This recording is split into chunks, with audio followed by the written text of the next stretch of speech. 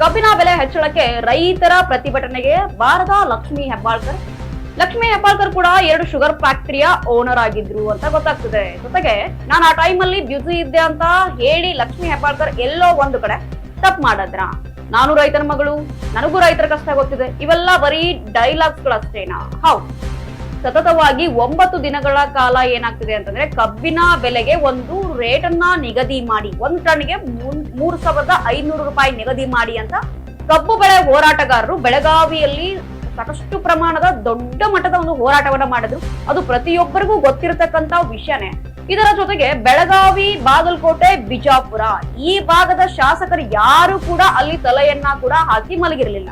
ಅದರ ಜೊತೆಗೆ ಇಲ್ಲಿ ವಿಜಯೇಂದ್ರ ಅವರು ಏನ್ ಮಾಡಿದ್ರು ಅಂತಂದ್ರೆ ಆ ಒಂದು ರೈತರಿಗೆ ಸಾಥ್ ಕೊಟ್ಟಿದ್ರು. ಇಲ್ಲಿ ಪಕ್ಷಗಳಾಗ್ಲಿ, ಅವ್ರು ತಮ್ಮ ರಾಜಕೀಯ ಬೇಳೆ ಬಯಸ್ಕೊಳ್ಳೋಕ್ ಬಂದಿದ್ದಾರೆ ಅಂತ ಆಗ್ಲಿ, ಇವು ಮಾತುಗಳು ಬೇರೆ. ನೈತಿಕವಾಗಿ ಆ ರೈತರಿಗೆ ಸಪೋರ್ಟ್ ಆದ್ರೂ ಕೂಡ ಮಾಡಿದಾರಲ್ಲ, ಅವರೊಬ್ರು ಬಂದ್ಬಿಟ್ಟು ಅನ್ನೋದು. ಜೊತೆಗೆ ಈ ಲಕ್ಷ್ಮೀ ಹೆಬ್ಬಾಳ್ಕರ್ ಅವರು ಬರಬೇಕಿತ್ತು. ಆ ಭಾಗದ ಕೆಲವೊಂದಿಷ್ಟು ಸಚಿವರು ಕಣ್ಣು ಮುಚ್ಕೊಂಡು ಕೂತಿದ್ರೋ ಏನೋ ಗೊತ್ತಿಲ್ಲ. ಆ ಭಾಗದ ರೈತರು ಅಷ್ಟೊಂದು ದೊಡ್ಡ ಮಟ್ಟದ ಹೋರಾಟವನ್ನ ಮಾಡ್ತಿದ್ದಾರೆ ಅಂತ ಕೂಡ ಸಾಂತ್ವನವನ್ನ ಆದ್ರೂ ಕೂಡ ಹೇಳಕ್ ಬರ್ಬೋದಾಗಿತ್ತು. ನಾವ್ ಇಲ್ಲಿದ್ದೀವಿ, ನಾವು ಈ ಕೆಲಸವನ್ನ ನಿಮ್ಗೆ ಮಾಡಿಕೊಡ್ತೀವಿ. ಎಲ್ಲೋ ಒಂದ್ ಕಡೆ ಏನಪ್ಪಾ ಅಂತಂದ್ರೆ ಸರ್ಕಾರದಿಂದ ಸಭೆ ಮಾಡಿ ರೇಟ್ ನಿಗದಿ ಮಾಡುವವರೆಗಾದ್ರೂ ನೀವು ಕಾಯ್ಬೇಕಿತ್ತು ಅಂತಕ್ಕಂಥ ಸಾಂತ್ವನದ ಮಾತುಗಳನ್ನು ಹೇಳೋದಕ್ಕೆ ನೈತಿಕತೆಯೂ ಇರ್ಲಿಲ್ವಾ ಆ ಭಾಗದ ಒಂದು ಶಾಸಕರಿಗೆ ಅಂತಿರೋದು ಇಲ್ಲಿ ಸೂಕ್ಷ್ಮವಾಗಿ ಕಂಡು ಬರ್ತಿರೋದು. ಜೊತೆಗೆ ಇನ್ನೊಂದು ದೊಡ್ಡ ವಿಚಿತ್ರ ಏನು ಅಂತಂದ್ರೆ ಆ ಭಾಗದ ಶಾಸಕರಿಗೆ ಎರಡು ಫ್ಯಾಕ್ಟರಿಗಳಿದ್ದಾರೆ ಕಬ್ಬಿನದು. ಆ 2 ಫ್ಯಾಕ್ಟರಿ ಓನರ್ಗಳು ಇವ್ರು ಆಗಿರೋದ್ರಿಂದ ಎಲ್ಲೋ ಒಂದ್ ಕಡೆ ಇವ್ರಿಗೂ ಇಂಪ್ಯಾಕ್ಟ್ ಆಗುತ್ತೆ. ಅದು ರೇಟ್ ಜಾಸ್ತಿ ಆದ್ರೂ ಆಯ್ತು, ಕಡಿಮೆ ಆದ್ರೂ ಆಯ್ತು. ಅವ್ರು ಕೊಟ್ಟಿರ್ತಕ್ಕಂಥ ಸ್ಟೇಟ್ಮೆಂಟ್ ಏನು ಅಂತಂದ್ರೆ ಯಾರಿಗೂ ಅನ್ಯಾಯ ಆಗೋಕ್ ಬಿಡಲ್ಲ, ಇಲ್ಲಿ ಓನರ್ಗೂ ಅನ್ಯಾಯ ಆಗ್ಬಾರ್ದು, ಜೊತೆಗೆ ಕಾರ್ಮಿಕರಿಗೂ ಅನ್ಯಾಯ ಆಗ್ಬಾರ್ದು. ಆ ತರದ ಒಂದು ಬೆಲೆಯನ್ನ ನಾವು ನಿಗದಿ ಮಾಡ್ತೀವಿ. ಓನರು ಅಂತ ನಾವು ತಗೋತಿಲ್ಲ, ಓನರ್ ಬಂದ್ ಯಾರು ಅಲ್ಲಿ ಸ್ಟ್ರೈಕ್ ಮಾಡ್ತಿಲ್ಲ. ಅಲ್ಲಿ ಸ್ಟ್ರೈಕ್ ಮಾಡಿದ್ದು ಬರೀ ರೈತರು. ಆ ರೈತರಿಗೆ ಕೂಡ ಏನ್ ಮಾಡ್ಲಿಲ್ಲ ಅಂತಂದ್ರೆ ಸಚಿವರು ಯಾರು ಬಂದು ಸಪೋರ್ಟ್ ಮಾಡ್ಲಿಲ್ಲ ಅನ್ನೋದು ದೊಡ್ಡ ಬೇಸರವಾದ ಸಂಗತಿ ಅಂತಕ್ಕಂತ ಮಾತನ್ನ ನಾವು ಹೇಳ್ಬೋದು. ಇನ್ನು ಲಕ್ಷ್ಮೀ ಹೆಬ್ಬಾಳ್ಕರ್ ಅವರು ಎಲ್ಲೋ ಒಂದ್ ಕಡೆ ಸ್ಟೇಟ್ಮೆಂಟ್ ಅನ್ನ ಕೊಡ್ತಾರೆ. ನಾನು ಆ ಟೈಮ್ ಅಲ್ಲಿ ಬಿಸಿ ಇದೆ ಸಿಕ್ಕಾಪಟ್ಟೆ, ನಾನು ನಮ್ಮ ಮಗನನ್ನ ಕಳಿಸಿದ್ದೆ, ನನ್ನ ತಮ್ಮನನ್ನ ಕಳಿಸಿದ್ದೆ ಆ ಒಂದು ಟೈಮ್ ಅಲ್ಲಿ ಅಂತಕ್ಕಂಥದ್ದು. ಚುನಾವಣೆಗೆ ಬರುವಾಗ ನಿಮಗೆ ಯಾವ ಬಿಸಿನೂ ಇರಲ್ಲ. ರೈತರು ಅಷ್ಟು ದೊಡ್ಡ ಮಟ್ಟದಲ್ಲಿ ಹೋರಾಟ ಮಾಡ್ತಿದ್ದಾರೆ, ಹಗಲು ರಾತ್ರಿ ನಿದ್ದೆಗೆಟ್ಟು ಹೋರಾಟ ಮಾಡ್ತಿದ್ದಾರೆ. ಮನೆ ಮಠ ಪ್ರತಿಯೊಂದನ್ನು ತೊರೆದು ರೋಡ್ಗಳಲ್ಲಿ ಮಲಗುತ್ತಿದ್ದಾರೆ. ಎಲ್ಲೋ ಒಬ್ಬ ಏನ್ ಮಾಡ್ತಿದ್ದಾನೆ ಅಂತಂದ್ರೆ ವಿಷ ಸೇವಿಸ್ತಿದ್ದಾನೆ. ಜೊತೆಗೆ ವಯಸ್ಸಾದವರು ಕೂಡ ಅಲ್ಲಿ ಭಾಗವಹಿಸಿದ್ದು ತುಂಬಾ ಒಂದು ಬೇಸರವಾದ ಸಂಗತಿ ಅಂತ ಕೂಡ ಹೇಳ್ಬೋದು. ಸಾಕಷ್ಟು ಜನ ರೈತರು ವಯಸ್ಸಾದವರು ಕೂಡ ನಿನ್ನೆ ಅಲ್ಲಿ ಇದ್ರು. ಅವ್ರು ಎಲ್ಲರೂ ಸತತವಾಗಿ 9 ದಿನಗಳ ಕಾಲ ಉಗ್ರವಾದ ಹೋರಾಟವನ್ನ ಮಾಡ್ತಿರುವಾಗ ಎಲ್ಲೋ ಒಂದು ಕಡೆ ನೈತಿಕತೆಯಿಂದ ಆದ್ರೂ ಕೂಡ ಆ ಭಾಗದ ಶಾಸಕರು ಏನ್ ಮಾಡ್ಬೇಕಾಗಿತ್ತು ಅಂತಂದ್ರೆ ಹೋಗಿ ಅವ್ರಿಗೆ ಸಾಂತ್ವನವನ್ನ ಹೇಳ್ಬೇಕಾಗಿತ್ತು. ಉತ್ತರ ಕರ್ನಾಟಕದಲ್ಲಿ ಪ್ರತಿಯೊಂದು ಸಮಸ್ಯೆಗಳಿಗೆ ಇದೇ ತರನಾದ ಒಂದು ಏನು ಅಂತಂದ್ರೆ ಶೈಲಿಗಳು ಬರ್ತಾ ಇದೆ.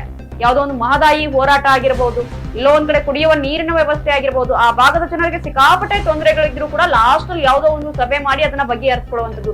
ಯಾಕೆ ಆ ಭಾಗದ ಶಾಸಕರಿಗೆ ಈ ತರದ ಸಮಸ್ಯೆಗಳಿದಾವೆ ಅಂತ ಗೊತ್ತಿರ್ಲಿಲ್ವಾ?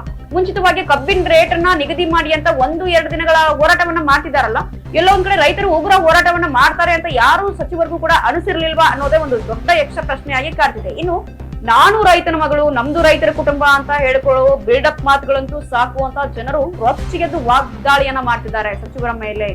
ನಾನು ರೈತನ ಮಗಳು, ನನಗೂ ರೈತರ ಸಮಸ್ಯೆಗಳು ಗೊತ್ತಿದೆ, ರೈತರ ಕಷ್ಟಗಳು ಗೊತ್ತಿದೆ. ನಾನು ಏನ್ ಮಾಡ್ತಿದ್ದೀನಿ ಅಂತಂದ್ರೆ ರೈತರ ಕಷ್ಟಗಳನ್ನ ಆಲಿಸ್ತಿದ್ದೀನಿ. ರೈತರ ಕಷ್ಟಗಳನ್ನ ಆಲಿಸೋರು ಅಲ್ಲಿ ಬಂದ್ ಏನ್ ಮಾಡ್ಬೇಕಾಗಿತ್ತು ಅಂತಂದ್ರೆ ಅಟ್ಲೀಸ್ಟ್ ಮಾತನಾಡುವುದು ಬೇಡ ರೀ, ಆ ಒಂದು ಹೋರಾಟದ ಬಗ್ಗೆ ಮಾತನಾಡುವುದೇ ಬೇಡ, ಬಂದಲ್ಲಿ ನಿಂತುಕೊಂಡಿದ್ರೆ ಏನಾಗ್ತಿತ್ತು ಅಂತಂದ್ರೆ ಜನರಿಗೆ ನಮ್ಮ ಶಾಸಕರು, ನಾವು ಆರಿಸಿ ತಂದ ಶಾಸಕರು ಸರ್ಕಾರಕ್ಕೆ ನಮ್ಮ ಜೊತೆಗೆ ಯಾವ್ದೋ ಒಂದು ಸಂದರ್ಭದಲ್ಲಿ ನಮ್ ಜೊತೆ ನಿಂತಿದ್ದಾರೆ ಅಂತಕ್ಕಂತ ಎಲ್ಲೋ ಒಂದ್ ಕಡೆ ಹುಮ್ಮಸ್ಸು ಧೈರ್ಯನಾದ್ರೂ ಬರೋದು. ಜೊತೆಗೆ ಏನ್ ಮಾಡ್ತಿದ್ದಾರೆ ಅಂತಂದ್ರೆ ಒಬ್ರೇ ಅಲ್ಲ, ಪ್ರತಿಯೊಬ್ಬ ಶಾಸಕರು ಏನ್ ಮಾಡ್ತಿದ್ದಾರೆ ಅಂತಂದ್ರೆ ಕೆಲವೊಂದಿಷ್ಟು ವಿಭಾಗದವರು ಏನಾಗ್ತಿದ್ದಾರೆ ಅಂತಂದ್ರೆ ಬರೀ ಓಟಿಗಾಗಿ ರಾಜಕಾರಣ ಅನ್ನುವಂಥದ್ದು ಸ್ಪಷ್ಟವಾಗಿ ಜನರ ಮನಸ್ಸಲ್ಲಿ ಮೂಡ್ತಿದೆ.